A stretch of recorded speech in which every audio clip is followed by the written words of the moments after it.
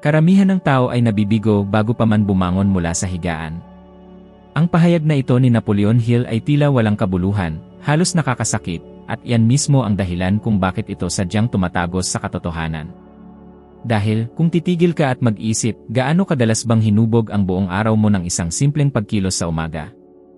Ang paggising na pagod, pagkuha ng iyong telepono, pagkawala ng oras, at biglang hindi na sa iyo ang araw. Gayunpaman, sinabi ni Hill na kung anong kayang isipin at paniwalaan ng isip ng tao, ay kaya nitong abutin. Paano kung sabihin ko sa iyo na sa loob lamang ng 5 minuto, kung gagamitin ng tama, ay makakagising ka ng may motibasyon, puno ng enerhiya, at may isip na napakalinaw na tila ibang karakter ka sa sarili mong kwento. 5 minuto na kayang ibalik ang iyong disiplina, ang iyong focus, at maging ang iyong relasyon sa pera. Ang unang saloobin mo sa umaga ay kumikilos na parang isang munting binhi na nagtatakda ng laki ng punong kahoy na magiging ikaw sa araw na yon. Hinuhubog nito ang iyong kalooban, ang iyong pagharap sa mga hamon, at maging ang paraan mo sa paghawak ng pera, ng iyong pamilya, at ng iyong trabaho. Karamihan ng tao ay nagigising na mabigat ang isip, walang direksyon, hinahayaan ang unang panlabas na panggising na magtakda ng takbo ng susunod na ilang oras. At ito mismo ang binabala ni Napoleon Hill nang igiit niya na ang lahat ay nagsisimula sa isip bago ito maging totoo. Agad paggising, ang iyong utak ay nasa napakabukas na estado pa rin, halos tulad ng isang pintong nakabukas sa hindi malay na bahagi nito. Sa sandaling ito, pinipili mo kung magtatanim ka ng kalinawan o kalituhan. Ang malaking issue ay ang karamihan ng tao ay nagigising at agad na isinusuko ang araw sa kabuluhan. Iniisip nila ang lahat ng kailangan nilang bayaran, ang problemang nakabinbin, ang mahihirap na usapang kailangan nilang harapin. Marahil nararanasan mo ito. Idinidilat mo ang iyong mga mata at, sa loob lamang ng ilang segundo, nararamdaman mo nang kumakabog ang puso mo, tila ba hinihintay kang lamunin ng buo ng araw. At nangyayari ito dahil walang intensyonal na saloobin bago ang pagragasa ng isip. Isang maliit na kilos, tulad ng pagkuha ng iyong telepono pagkatapos magising, ay nagdudulot agad ng paghahambing, pagkabalisa, at pakiramdam ng kakulangan. Ipinapakita ng mga pag-aaral na, paggising, mas mahina ang utak sa emosyonal na impluwensya ng unang mga larawan o mensahe na nakikita nito. Sa madaling salita, kung ingay ang iyong sisimulan, magiging ingay ka. Ngunit kung direksyon ang iyong lilikhain, ikaw ang magiging direksyon. Dito pumapasok ang kasanayan ng pagsisimula ng araw sa isang mabisang tanong, isang bagay na simple, ngunit malalim na nagpapabago, ano ba talaga ang mahalaga ngayon? Ang tanong na ito ay kumikilos bilang isang salang pang-isip na naghihiwalay sa kung ano ang apurahan sa kung ano ang mahalaga. Maraming tao ang ginugugol ang kanilang araw sa pagpapapatay ng sunog dahil hindi sila naglalaan kahit 10 segundo upang matukoy kung ano ang maglalapit sa kanila sa kanilang mga layunin. Isipin kung gaano karaming pagkakataon na ang nasayang mo dahil lang sa sinimulan mo ang araw ng naka-automatikong piloto. Kapag tinanong mo ang iyong sarili ng tanong na ito sa unang bagay, iniahanay mo ang iyong isip sa kung ano ang gusto mong itayo, hindi sa kung ano ang kailangan mong iwasan.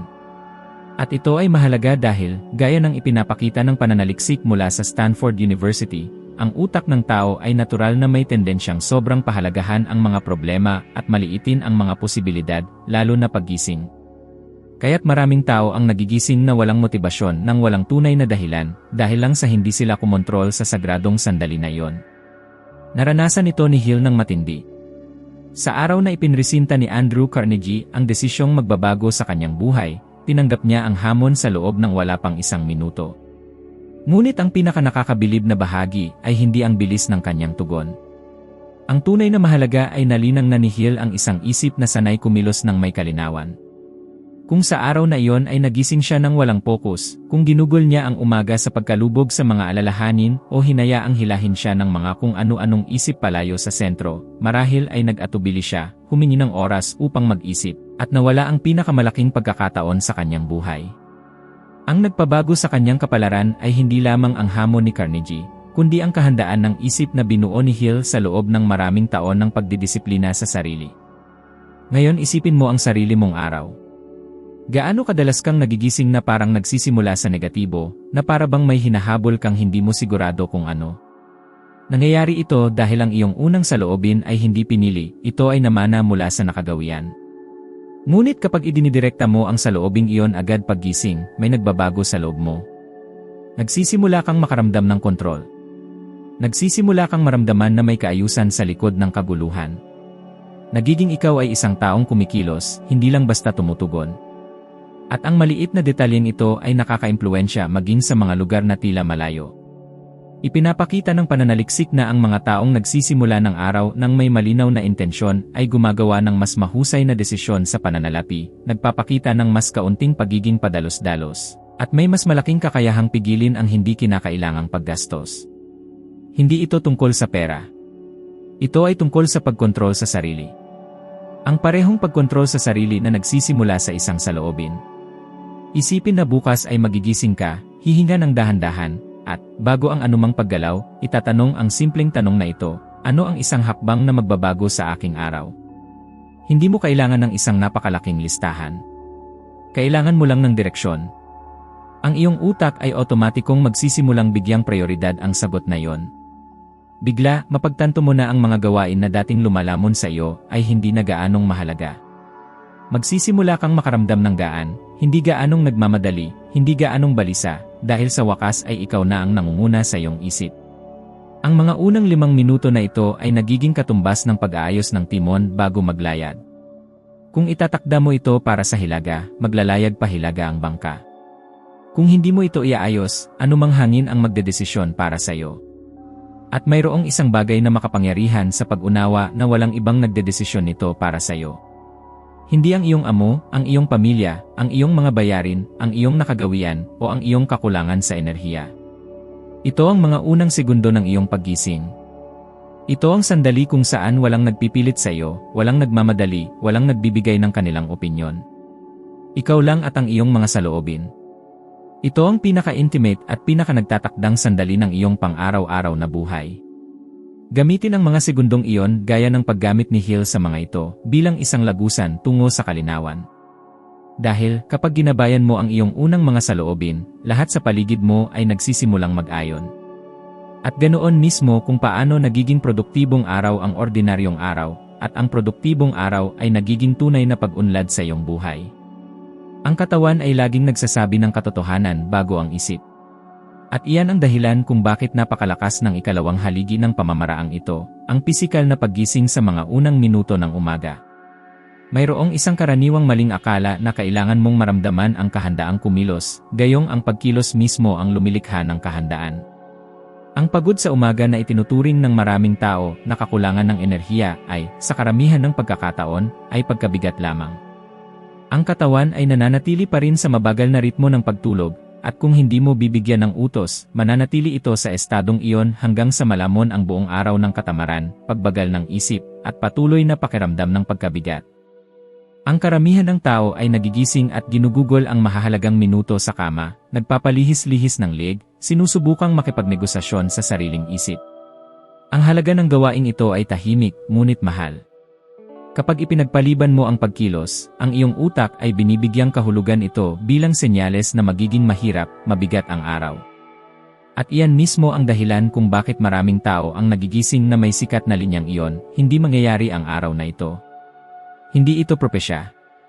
Ito ay pisyolohiya. Maliliit na kilos, tulad ng pag-uunat ng braso, pagtuwid ng gulugod, pagpapaikot ng balikat, ay nagpapadala na agad ng kabaligtarang mensahe sa utak. Nagsimula na ang araw at handa ka na. Kinukumpirma ng neuroscience na ang magagaan na paggalaw ay mabilis na nagpapagana ng mga bahaging may kaugnayan sa motibasyon, focus, at pakiramdam ng kontrol. Ang prinsipyong ito ay nagiging mas maliwanag kapag iniisip natin ang mga taong may mahirap na gawain, dumaraming responsibilidad, at isip na gigising ng may presyon na. Ilang beses ka nang bumangon na parang mabigat ang iyong katawan, tila ba naglalakad ka sa swimming pool? Ang pakiramdam na ito ay hindi kakulangan ng lakas. Ito ay kakulangan ng senyales. Naghihintay ang iyong utak ng utos, gumising ka.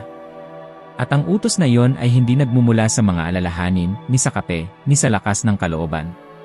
Ito ay nagmumula sa pisikal na pagkilos. Sa makatuwid, ang pagsisimula sa isang simpleng pag-uunat, pagtaas ng iyong mga braso sa itaas ng iyong ulo, pagbubukas ng iyong dibdib, paghinga ng malalim, ay may halos agarang epekto sa kalinawan ng isip. Ang katawan ay nagigising, ang puso ay nagiging matatag, ang isip ay nagkakaroon ng espasyo upang mag-isip. Kakaibang mapansin kung paano ito naroroon sa mga nakagawian ng ilan sa pinakadakilang mga nakamit ng kasaysayan. Si Michael Phelps, bago pa man sumisid sa pool, ay ginising ang kanyang katawan ng may pagkaeksakto. Hindi siya naghintay na maramdaman ang inspirasyon upang magsimulang magsanay. Lumikha siya ng inspirasyon sa pamamagitan ng pisikal na ritual. Ang maliliit na kilos ay naging malalaking mensahe para sa utak, panahon na para manalo. At ito ay inulit araw-araw hanggang sa ang kanyang katawan at isip ay kusang nag-ugnay. Hindi nagkataon na ang pambihirang resulta ay nagmumula sa karaniwang kilos na isinasagawa ng tuloy-tuloy. At kung susuriin mo ang sarili mong nakagawian, makikita mo na nangyari na ito sa iyo. Sa mga araw na sinimulan mo sa isang pag-uunat o isang maikling paglalakad papunta sa kusina, mas madaling umusad ang araw. Mas mabilis kang nakapagdesisyon, mas kaunti ang pagkairita, at mas marami ang nagawa. Hindi ito nagkataon. Ito ay chemistry. Naglalabas ang katawan ng dopamine, serotonin, at nagreregula ng cortisol. At hindi ito nangangailangan ng klase sa yen, ni 30 minuto ng pag-ehersisyo. Ito ay nangangailangan ng 60 segundo ng pagsunod sa pagkilos. Ikutin lamang ang iyong mga balikat, relaksahin ang iyong leg, galawin ang iyong mga binti. Sirain lamang ang pagiging estatiko ng paggising. Ang totoo ay nais kang tulungan ng iyong katawan, ngunit kailangan mo itong pasimulan. Kailangan itong maramdaman na ikaw ay nakatuon sa araw. At kapag ginawa mo iyan sa pinakaunang mga sandali ng umaga, sinisira mo ang kaisipan na nagpapabigat sa karamihan ng tao. Ipinapakita mo sa iyong utak na hindi ka alipin ng mga nararamdaman, kundi handa kang kumuha ng kontrol. At kapag ang utos na iyon ay ibinigay sa pamamagitan ng pagkilos, ang isip ay tumutugon sa paraan na hindi kayang abutin ng mga salita. Ang maliliit na kilos na ito ay lumilikha ng isang uri ng tahimik na kasunduan sa pagitan mo at ng iyong katawan. Isang kasunduan kung saan, araw-araw, nagdedesisyon ka na magsisimula ka sa pagkilos at hindi sa paghihintay. Habang tumatatag ang pag-uulit na ito, ang paggising ay hindi na pakikibaka kundi nagiging isang banal na ritual. Umaangkop ang iyong katawan at isip na nagbibigay daan sa iyo upang maranasan ang mahirap maabot na kalagayan na ilang tao lamang ang nakakamit, ang bumangon ng may tunay na sigla, isang enerhiya na hindi umaasa sa kape o panandaliang pagtaas ng motibasyon.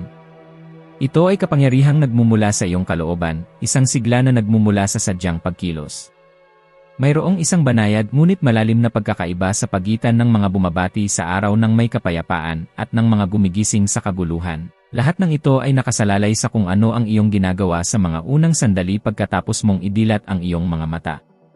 Karamihan sa mga tao ay gumigising at agad na kumokonekta sa labas ng mundo, na tila ba minamadali upang hindi mahuli o maiwan sa isang bagay.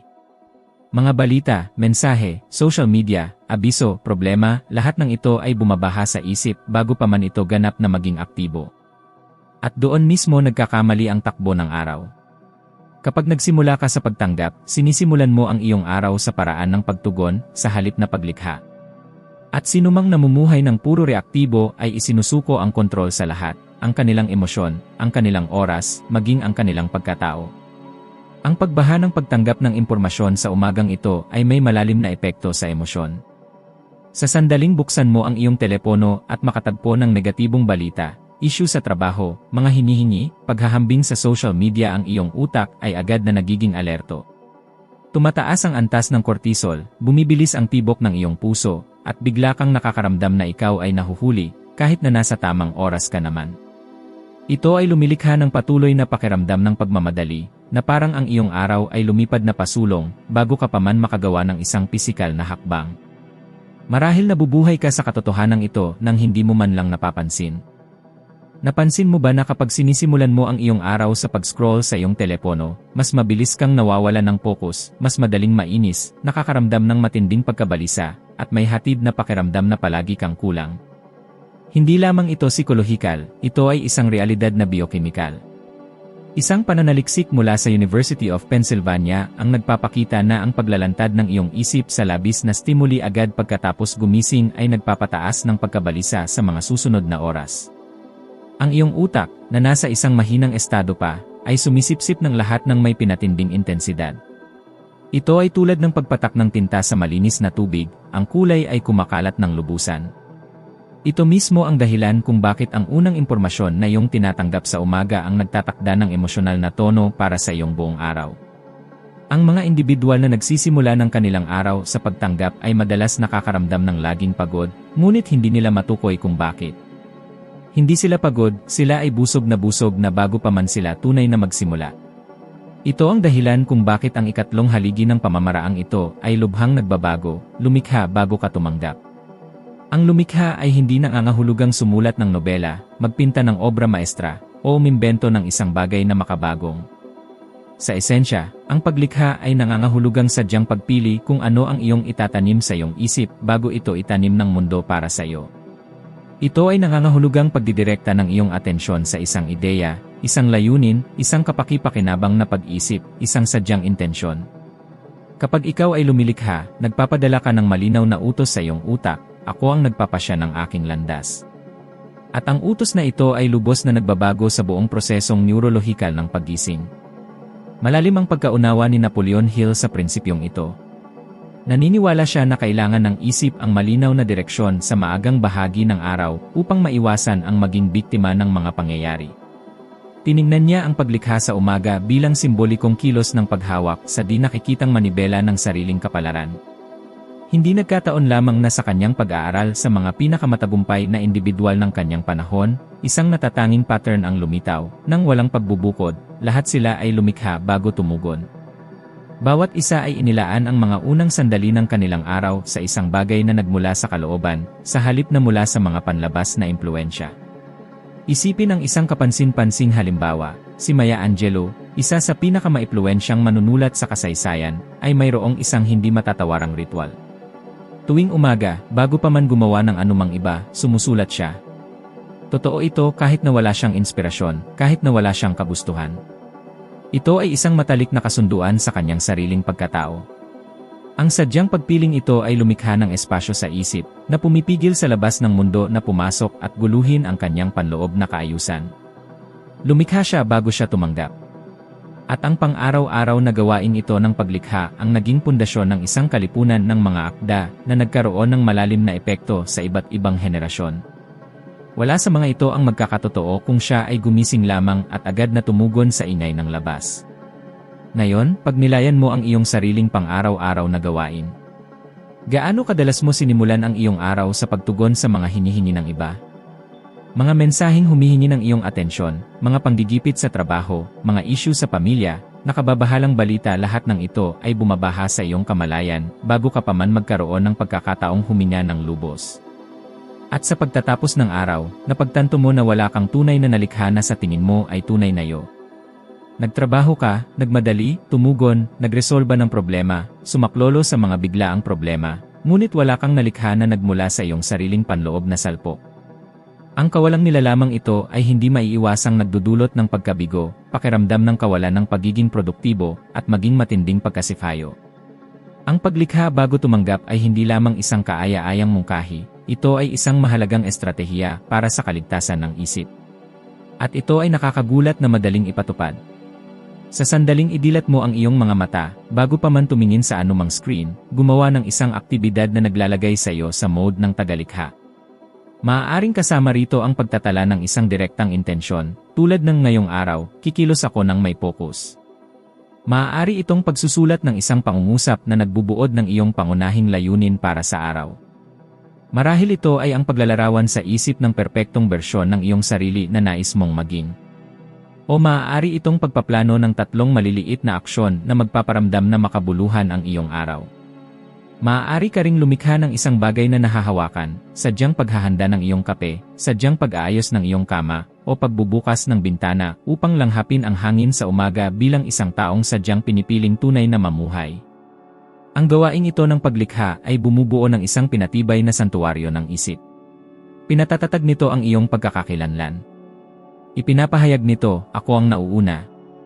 Hindi ito pagiging makasarili, ito, sa katunayan, ay pag-aalaga sa sarili.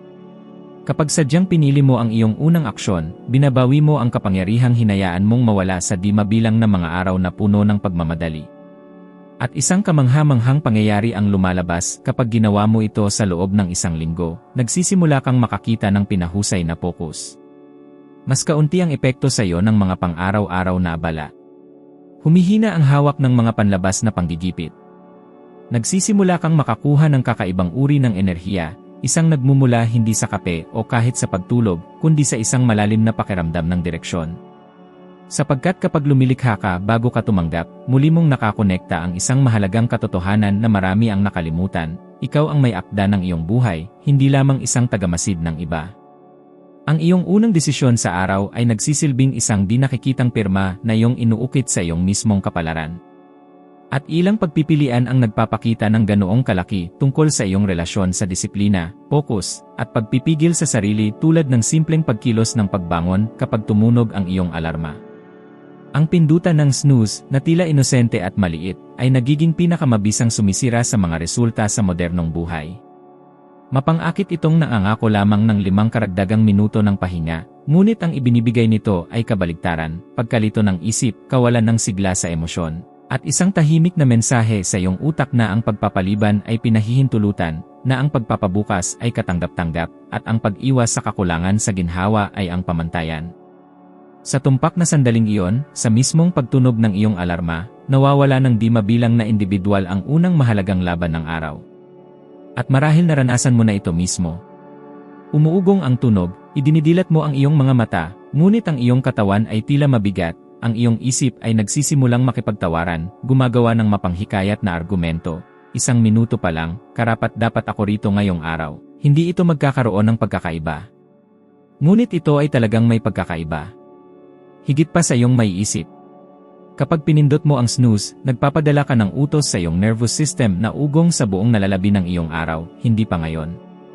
At ang malaganap na hindi pa ngayon na ito ay lumalaganap sa bawat aspeto ng iyong buhay, mula sa mga gawain na ipinangako mong haharapin sa huli, sa pag-ehersisyo na ipinagpapaliban mo sa ibang oras, hanggang sa mga pangarap na walang katiyakang ipinagpapaliban mo, hanggang sa payagan ng mga pangyayari. Ang iyong buong araw ay epektibong nagiging isang extension ng paunang pagpapaliban na iyon. Nag-aalok ang agham ng malinaw na paliwanag para sa fenomenong ito. Kapag bumalik ka sa pagtulog pagkatapos ng iyong alarma, sinisimulan ng iyong utak ang isang bagong siklo ng pagtulog, na pagkatapos ay biglang naantala makalipas lamang ang ilang minuto. Ang putol na siklo na ito ay naglulubog sa iyong utak sa isang estado ng pagkaantok na kilala bilang sleep inertia, isang kondisyon na maaaring magpatuloy ng ilang oras. Ito mismo ang dahilan kung bakit ang mga individual na nag-snooze ay madalas gumising na nakakaramdam ng mas pagod sa kabila ng theoretical na pagkuha ng karagdagang tulog. Ang kanilang sistema ng nerbiyo ay nagiging dibalanse, ang antas ng cortisol ay tumataas ng hindi kinakailangan, at ang utak ay gumagana sa isang estado ng nabawasang kalinawan. Sinisimulan mo ang iyong araw sa isang malinaw na kawalan, hindi dahil sa kakulangan sa tulog, kundi dahil hindi mo sinasadyang niloko ang iyong sariling utak. Bukod pa rito, mayroong isang pantay na malalim na psikolohikal na kahihinatnan. Kapag ang iyong pinakaunang aksyon sa araw ay kinasasangkutan ng pag-iwas sa isang pangako, kahit na ang pangakong iyon ay ang bumangon lamang sa kama, binibigyang kahulugan ito ng iyong utak bilang pagtalikod mo sa iyong sariling salita. Ito ay banayad na sumisira sa tiwala sa sarili sa mga antas na halos hindi napapansin, kaya't karamihan sa mga tao ay hindi kailanman sinasadyang napagtatanto ito. Gayunpaman, nararamdaman mo ito. Nararamdaman mo ito kapag ang araw ay tila napakabigat, kapag ang mga desisyon ay nagiging mahirap, kapag ang lahat ay tila mas komplikado kaysa sa nararapat. Ito ay dahil ang iyong utak ay nakondisyon na mag-atubili. At ang pag-aatubili, marahil higit pa sa halos anumang iba pang pag-ugali sa buhay, ay umuubos ng emosyonal na enerhiya. Ang pattern na ito ay nagiging mas malinaw kapag sinuri natin ang mga individual na lumikha ng mga pambihirang pamana, tulad ni Booker T. Washington. Wala siyang nakuhang pribilehiyo, ginhawa o garantya. Gayunpaman, mayroon siyang isang hindi matatawarang ugali, ang bumangon sa unang tunog, bago sumikat ang araw, at maglakbay ng milya-milya upang ipagpatuloy ang kanyang pag-aaral. Walang pindutan ng snooze para sa kanya. Hindi na siya nag-isip pa kung babangon o hindi. Ang tanging nangingibabaw ay ang matibay niyang pangako sa kanyang kinabukasan. Kaya naman, ang kanyang kwento ay umalingaw sa maraming henerasyon. Ang una niyang desisyon sa araw na iyon ay hindi lang simpleng paggising, ito ay tungkol sa taong pinili niyang maging. Mas malalim ang kahulugan ng pananaw na ito kapag isasaalang-alang natin ang mga ordinaryong tao na nakikipaglaban sa utang, kawalan ng kapanatagan, nakakapagod na rutina, at pagkabalisa. Kapag tumunog ang iyong alarm at sadyang pinili mong bumangon kaagad, kahit ayaw mo, kahit pagod ka, kahit nairita ka, nagpapadala ka ng pinakamabisang mensahe sa iyong utak, ako ang nagdedesisyon. Ang tahimik na deklarasyong ito ang naghihiwalay sa mga umuunlad mula sa mga nananatiling nakulong sa paulit-ulit na siklo. At hindi ito tungkol sa purong lakas ng kalooban, ito ay tungkol sa pagsasanay. Bawat umaga ay isang pag-uulit. Bawat pag-uulit ay nagpapalakas sa hindi nakikitang kalamnan ng disiplina. At ang disiplina, kapag malalim na itong naging bahagi ng iyong pagkatao, ay may kapangyarihang baguhin ang lahat, ang iyong karera, ang iyong mga relasyon, ang iyong pananalapi, ang iyong kumpiyansa sa sarili. At mayroong isang banayad, ngunit napakalaking detalye na nagpapabago. Kapag pinili mong bumangon sa unang tunog pa lang ng iyong alarm, ang buong araw mo ay nagkakaroon ng ibang simula. Mas mabilis kang makapagdesisyon, mas bumababa ang pagpapaliban mo, mas nagiging malinaw ang iyong pag-isip at nakakaranas ka ng biglang pagdami ng enerhiya. Ito ay dahil na isa sa loob ng iyong isip na ikaw ay isang taong kumikilos kahit nahihirapan. Nagpapasimula ito ng isang malakas na epekto ng sunod-sunod na pangyayari. Gumaan ang pakiramdam sa maliliit na gawain. Ang dati nakakatakot ay tila isang kayang-kayang hakbang na lang ngayon. Ang iyong utak ay lumilipat sa mode ng pamumuno, sa halip na basta survival mode lamang. At ang pakiramdam ng kontrol na nabubuo nito ay napakalakas na sa paglipas ng panahon, talagang magsisimula kang mag-enjoy sa pakiramdam ng maagang pagbangon. Hindi na ito nagiging pakikipaglaban at nagiging isang ritual ng pagpapatunay sa sarili. Halos tula ang isipin na ang isang napakaliit, pangkaraniwan, at tahimik na desisyon ay maaaring maging pundasyon ng buong buhay na disiplina. Ngunit yan mismo ang nilayon ni Napoleon Hill na ilarawan ng pag-usapan niya ang tila walang halagang mga gawi na humuhubog sa mga kapalaran. Ang unang desisyon ng araw ay isang deklarasyon ng iyong pagkatao. Isang deklarasyon ng iyong lakas. Isang deklarasyon kung sino ka na magiging. At kapag pinili mong manalo sa unang laban na yon, ang natitirang bahagi ng iyong araw, halos walang mintis, ay susunod sa pamumuno ng iyong unang gawa ng tapang. Ang unang mga pagkilos ng umaga ay hindi maliliit, ang mga ito ay mapagpasya.